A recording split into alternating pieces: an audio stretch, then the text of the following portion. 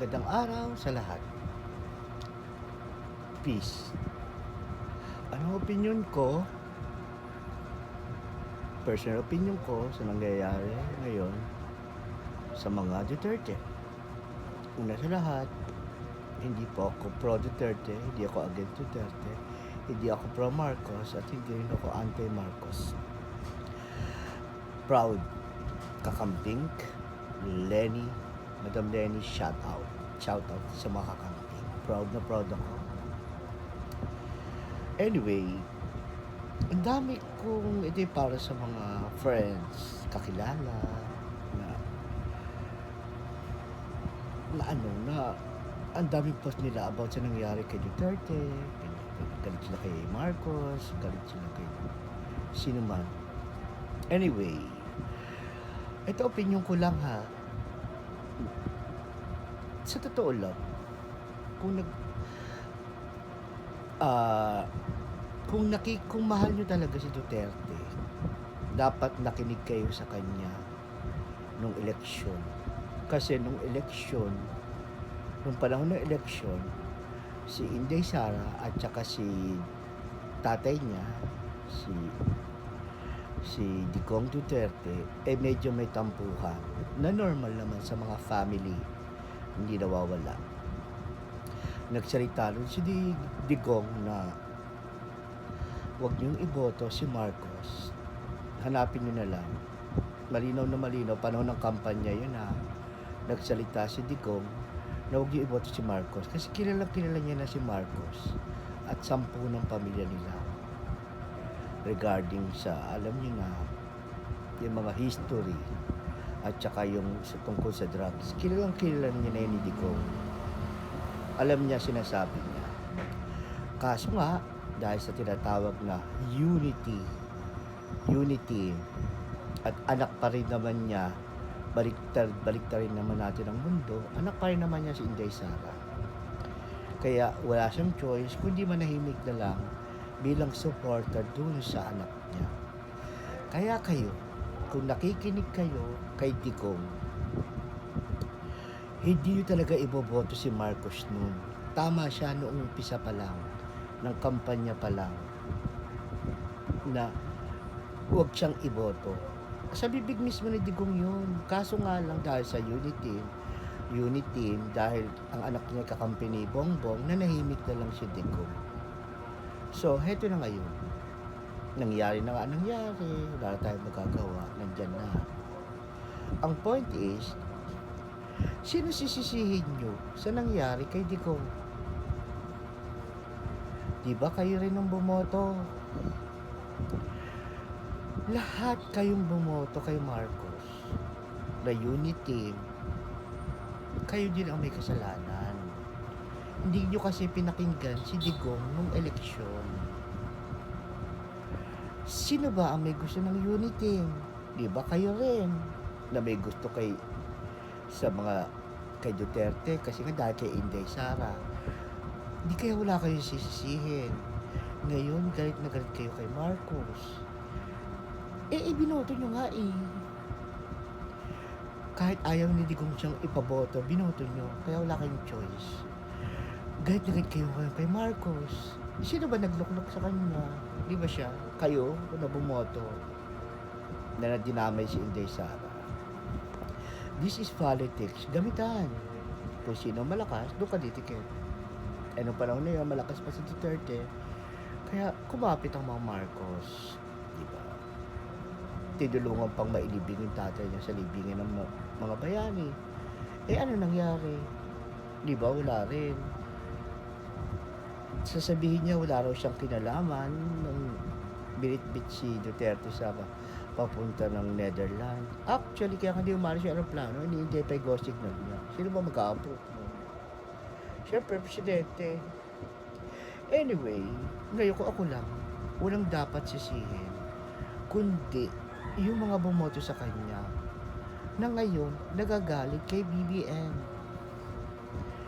Mag-isip kayo, hindi ako against, sa personal ko opinion, dapat iniisip nyo din. Kayo kasi nagluklok sa kanya na kahit noong umpisa pala, alam na ni Duterte, hindi ko, Naku, anong klaseng tao siya.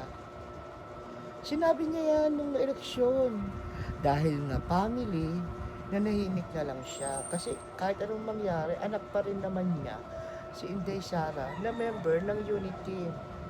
Uulitin ko ang tanong, sino ba ang bumoto kay PBBM? Di ba kayo din na nagagalit ngayon? Sino ba ang may gusto ng Unity? Di ba kayo din na bumoto ngayon? Sa nangyayari ngayon, sino ang dapat sisihin? Dapat kayo din. Kasi kung mahal nyo si Digong noon pa man, hindi nyo siya binoto. Gets nyo? Ngayon, si Inday Sara, syempre, lehitimong anak. Siya may karapatan. Ang tinatawag na lehitimo, yung original yung nanay. Kaya doon naman sa illegitimate child, na sponsor ng Build program ang kanyang Barbie arm at saka kanyang rhinoplasty. Manahimik naman. Illegitimate child ka. At saka dapat, hindi mo iniisip mo magsasalita ka, babae ka, dapat may pinag-aralan ka din naman siguro. Dapat yung minumura mo, inaaway mo, titignan mo din naman kung sino lalaki na general pa, binabastos mo in public. Hindi maganda. Paano ka respetuhin? Kayong mga DDS, dapat hindi rin kayo, yun ang masakit. Actually, honestly speaking, gusto ko si Digong. Isang bagay lang ayoko sa kanya. Yung nagmumura siya in public, yung mga words niyang ginagamit na puro pangako niya kayabangan, hindi niya ginagawa. Yun ang pangit. Ano mang mas masakit? Yung mga sumasampalataya sa kanya, yun din ang ginagawa ngayon. Nagmumura, nananakot, papatay, di ba? Ang pangit na ehemplo.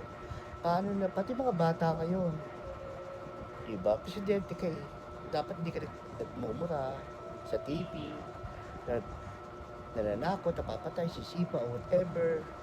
Yun ang pangit. Ngayon, ito, pag-isipan yung maigi, yung mga pinopost sa FB, kasi ngayon, kung ikaw naman, galit na galit ka dahil sa nangyari kay Digong, unang tanong, bumoto ka ba? Kung hindi ka bumoto at ngawa ka ng ngawa, manahimik ka na lang dahil wala ka rin namang ginawa na nag-iisang pagkakakilanlan o karapatan mo bilang Pilipino, hindi ka pa bumoto. Tapos ngayon, ngawa ka, popospos ka, bumoto ka ba?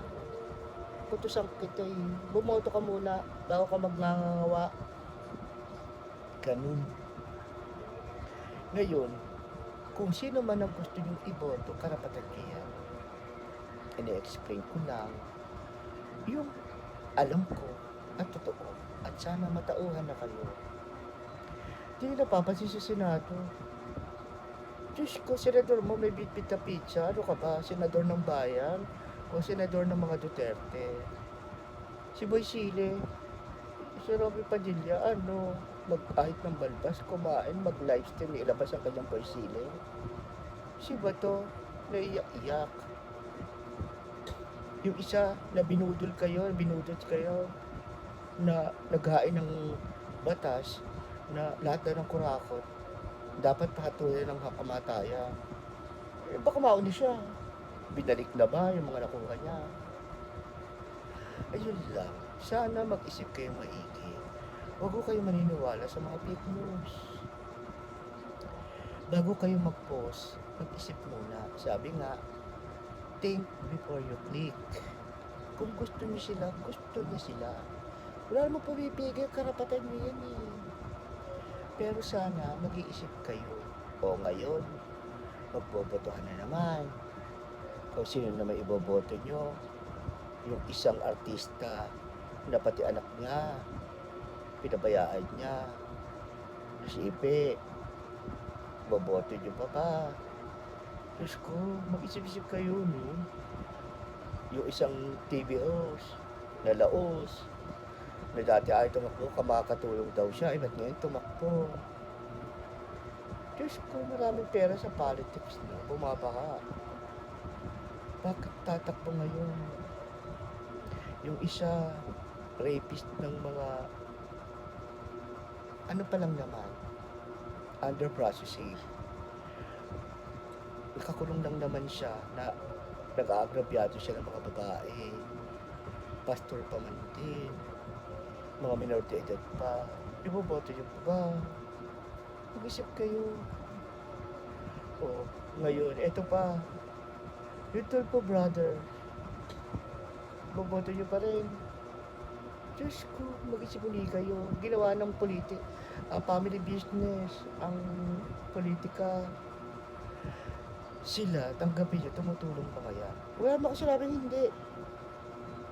Ginagamit nila yung mga taong mahihirap sa programa nila. Pinipili lang nila yung magte-trending. Kasi, the more trending, the more nakita.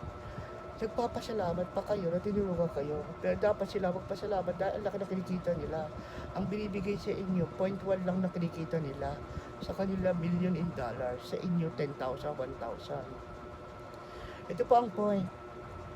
Sila na ang kumita, sila pa lalabas na nakatulong. Diba? Iyan po yun. Sa pagboto, karapatan nyo kung sino gusto nyo iboto. Hindi ako nagpo-promote. Wala akong yung iboto nyo to. Wala. Honestly, hindi ko nga iboboto si Kiko Pangilinan at saka si Ma'am Aquino. Imagine, nakakampik ako. Hindi. Kasi may personal ako na rason kung bakit. Hindi ko siya iboboto, promise. Hindi ko siya iboboto talaga. Kahit kakamping yan, hindi ko iboboto. Bakit?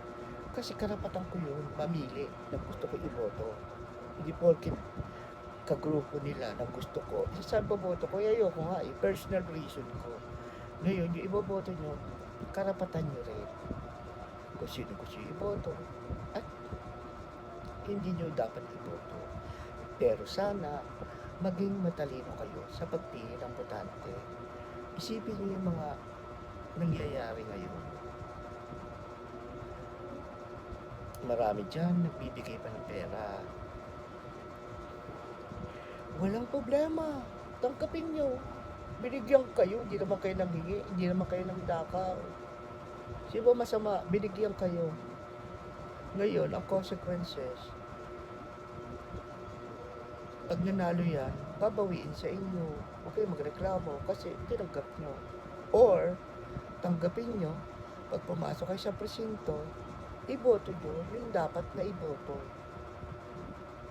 Kasi binigyan naman kayo eh. Hindi naman kayo nanghingi. Hindi kayo nagtakaw. Pero pagpasok sa presinto, hindi naman nila alam, iboto nyo yung nararapat na iboto. Yun lang. Sa nangyayari kay Tico, nakakaawa. Pero wala tayong magagawa. Law is law. Sa kanya dinikarin yan. Sa bibig niya.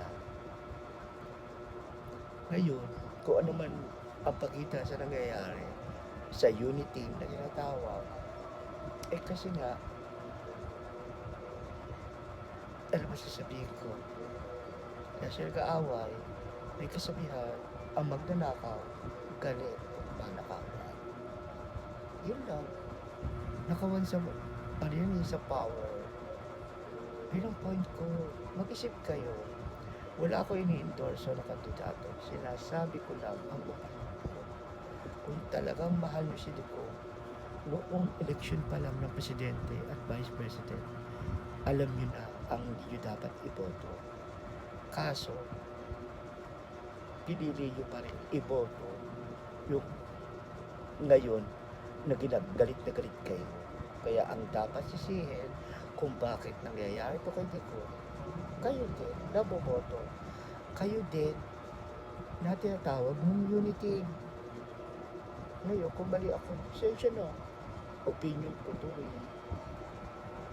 Ganun lang po. Mag-isip. Isip lang. Hindi naman dapat na matalino. Tignan nyo dapat sa paligid nyo. Tignan nyo yung nangyayari. Yun lang. Walang matalino sa atin. Dapat lang sa pagboto, yung totoo. Ganun po.